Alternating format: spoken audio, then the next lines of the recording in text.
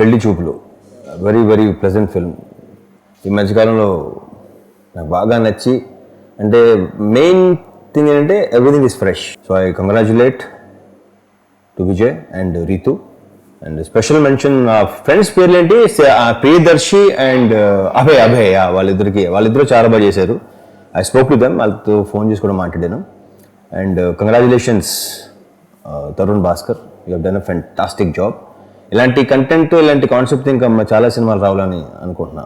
Very very pleasant film, చాలా బాగా enjoy చేశాను సినిమా నేను. వివేక్ సాగర్ బ్యాక్గ్రౌండ్ స్కోర్ కానీ లైక్ మనసు పెట్టి చేసినట్టు అనిపించింది అందరూ, all technicians. I want to repeat, మళ్ళీ ఇంకోసారి చూడాలనుకుంటున్నాను సినిమా.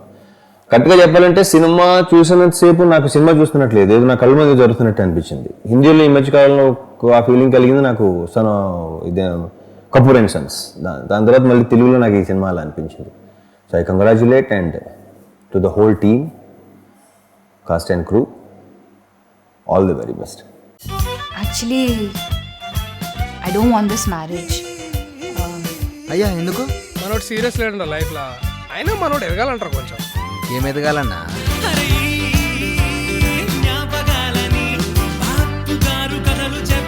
మన పేరుకే ఇంజనీర్, పొట్టకొస్తే అక్షముకు రాదు.